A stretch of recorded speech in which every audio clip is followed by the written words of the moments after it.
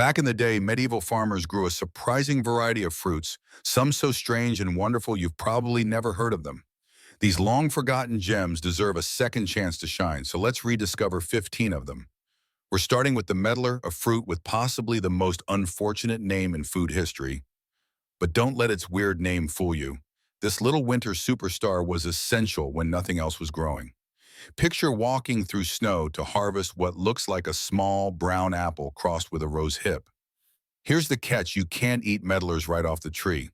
They need to be bled, which means letting them rot just a bit before they're ready to eat. Once harvested after the first frost, they were stored in cool places until soft and brown, almost resembling overripe fruit you'd normally throw away. The taste worth the wait. It's like apple butter mixed with dates, cinnamon, and wine, all in one bite. Shakespeare and Chaucer wrote about them too often, making jokes about their appearance. If food hipsters found medlars today, they'd probably charge $15 for medlar jam on artisanal toast, and honestly, it might be worth it. While medlars ruled the winter months, they weren't the only forgotten fruits keeping medieval folks fed throughout the seasons. Enter the Sorb apple. Don't let the name fool you. This fruit isn't actually related to apples at all. It's from the mountain ash tree and was crucial for making medieval cider. When mixed with regular apples during fermentation, Sorb apples gave the drink an extra kick and complexity. Roman texts first mentioned Sorb apples, but medieval farmers perfected their use, making villages in England and France famous for their sorb-infused ciders. In fact, some medieval tax records show that people paid their lords with jugs of Sorb cider instead of coins. Imagine paying taxes with cider today.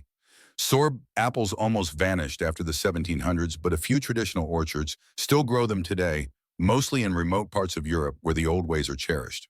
Another precious medieval fruit was the service tree, which may look unremarkable today. But back then, these trees were treated like living banks. Why? Because the fruit from a single mature tree could feed a family for months. But there's a catch: service trees take 30 years to bear fruit. In an era when most people didn't live past 40, that seemed like an eternity. Yet when they finally produced fruit, it was worth the wait.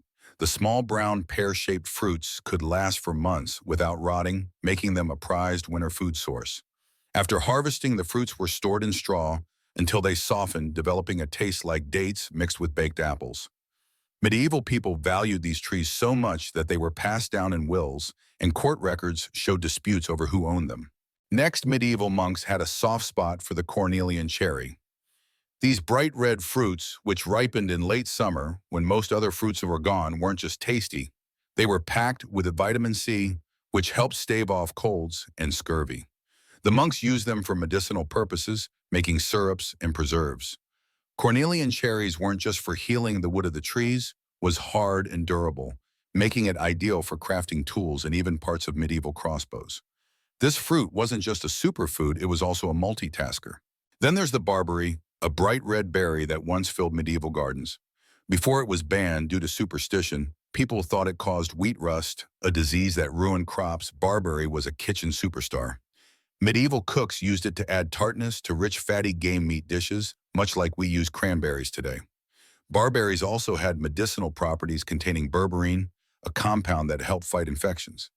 Even after being outlawed, medieval villagers still found ways to keep barberry bushes, carefully guarding them as valuable but risky treasures. Moving to Nespoli or Loquats. These golden fruits arrived when food was most scarce, making them worth their weight in gold. They ripened in early spring, providing a welcome burst of sweetness after a long winter. Nespoli trees, originally from China, were prized across the Mediterranean by the 10th century. The fruit's unique flavor, a blend of peach, mango, and citrus, was like magic to people used to bland winter foods. Not only were the fruits prized, but their leaves were brewed into teas for medicinal purposes too. In the same vein as Nespoli were jujubes, which traveled all the way from ancient China to medieval Europe. These tough little fruits were so resilient that they survived the Black Death while much of Europe perished.